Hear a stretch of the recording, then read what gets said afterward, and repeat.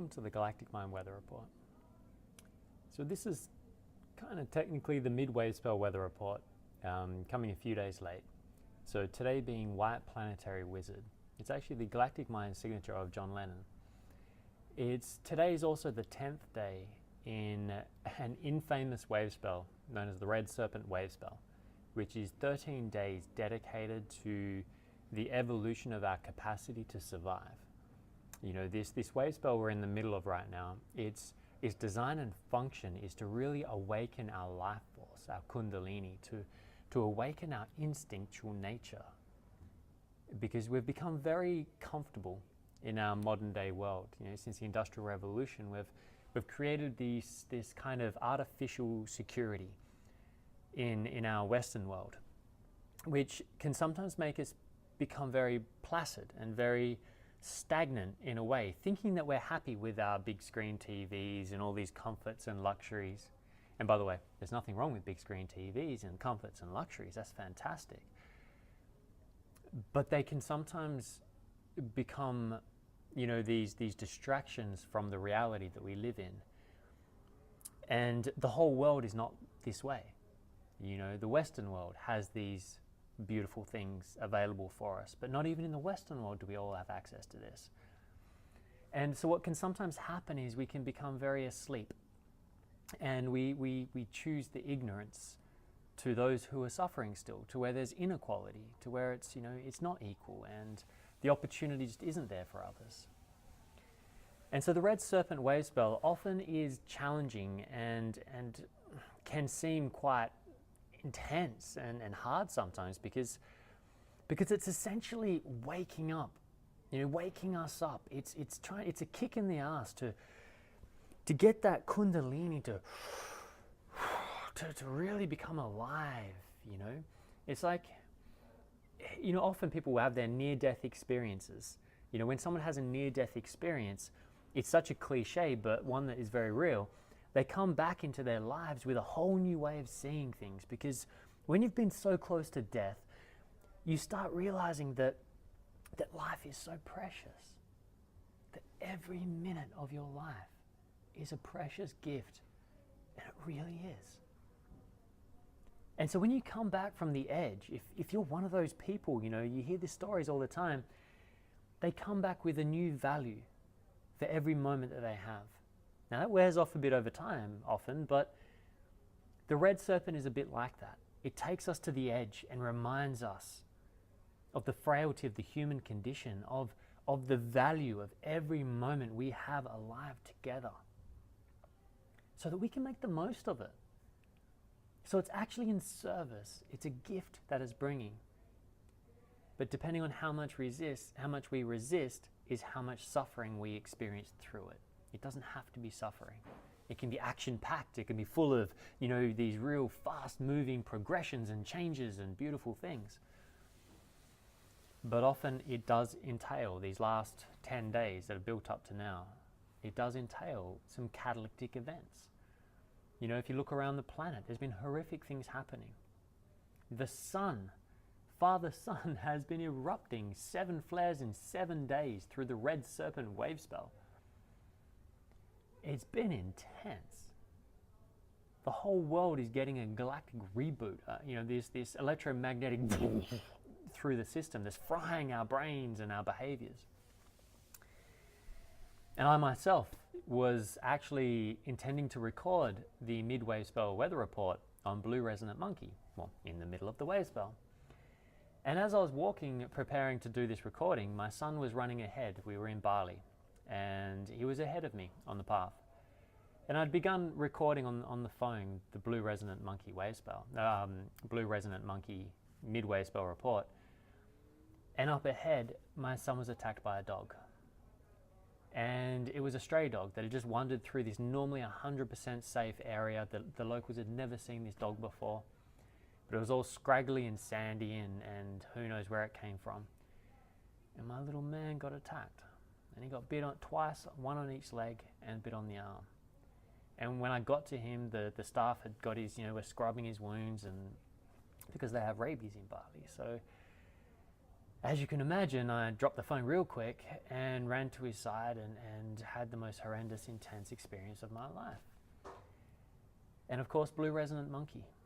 It's mischievous little monkey that messes with us to do whatever it takes to crack this illusion that we're holding in our minds, and this illusion of security, so that we can really start creating a real community and security. Not the illusion of everything's going to be okay, but you have to be ready to do what needs to be done. And so I took my son to hospital and went through an intense process. He had to have the rabies vaccination. There was a shot in each arm, and they're quite an intense needle. And it was a brutal experience. And it was hard. And the next day you have to question. It's like, okay, what are we going to do? And we ended up, thankfully, had an insurance company that flew us back to Australia to get the rabies globulin, blah, blah, blah. It's basically the antibodies that you need a shot to make sure, 100% sure, that rabies doesn't kick in, because rabies is a very nasty thing that you never want your son to get.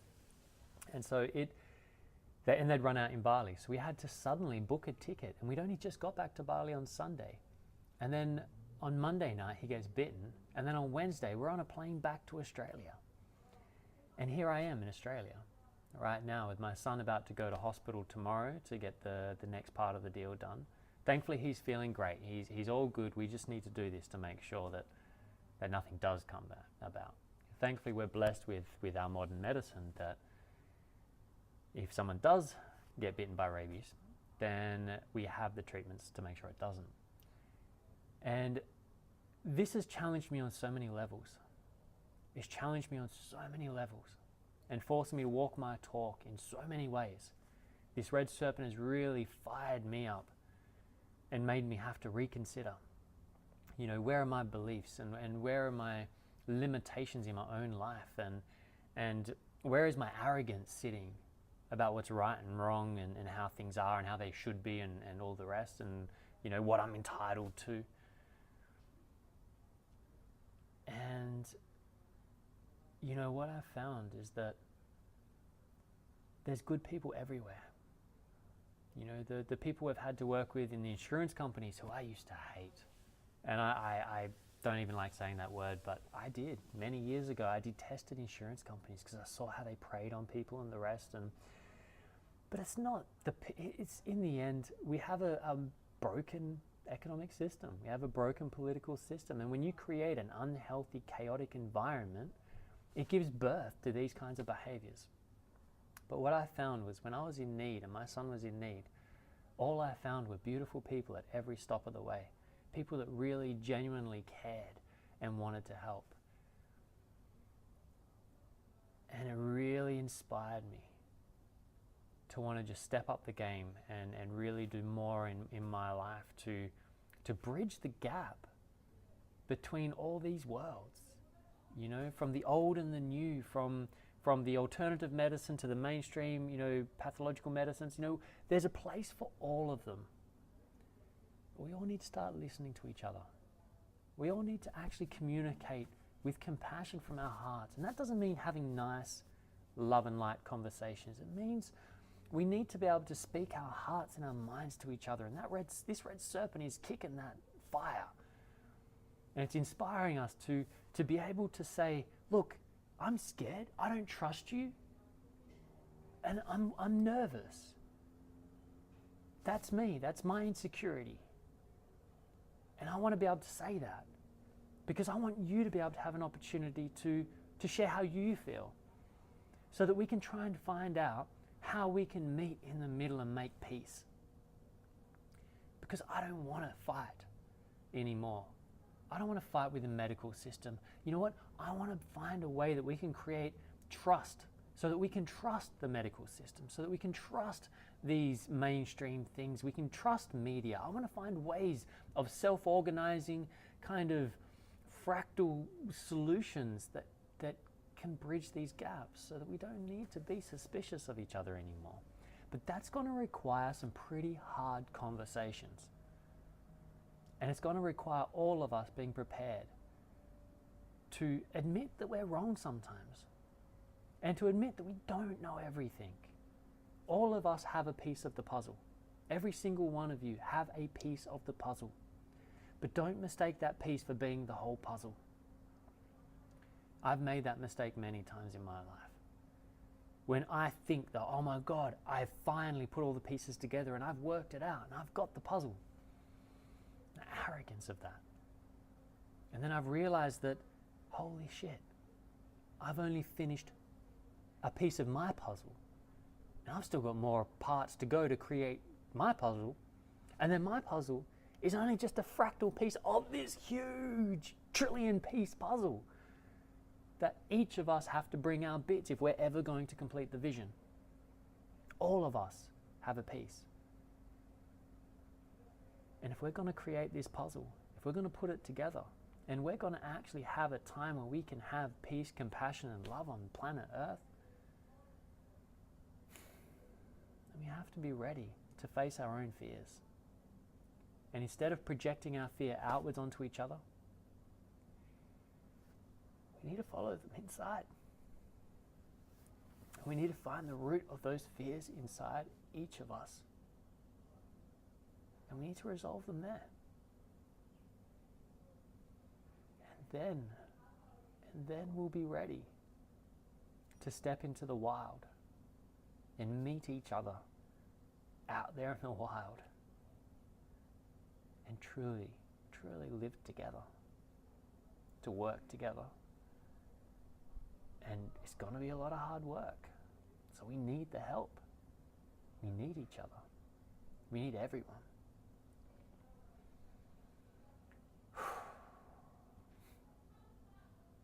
So be gentle with yourself and be kind. These are hard times. These are scary times. And there's reason for it. And be ready to let go of thinking you know everything. Surrender to the beauty of the unknown. Be vulnerable. Open your heart and tell people when you're scared. Let them know that you're scared. Let them know that you're insecure and maybe you don't trust them. But don't do it attacking. Do it from an opening, a heart space, a vulnerability. That's an invitation to say, I'm hurting and I'm inviting you to come in and help me, and I'm going to try and trust. And we have to be gentle. Don't rush that. Don't force that. But just keep awareness on this idea of opening into your suffering rather than projecting it out onto others. And we can make progress. So, on that note, I'm going to finish this Mid-Wavespell weather report with good news that we're all doing well. Felix is going to be 100% fine. He's on top of the world, playing, full of energy. I have a lot of emotion to process around this whole thing, but already I can see the divine magic. And that's how we move through suffering. When you see the meaning in suffering, when you can see the meaning in the challenges and the hiccups that have happened in your life, a whole new magic comes in. And even though it's still sad, even though it's still scary, it's a different kind of sad. It's a different kind of scary. It's got a different texture. It's almost enjoyable. So here's to change. Here's to the fire of transformation and purification. And here's to John Lennon. And let's continue to imagine a world where we can work together. With all my love. Thanks for tuning in, and I'll see you at the beginning of the Mid-Wavespell in just a few days. In Lakesh.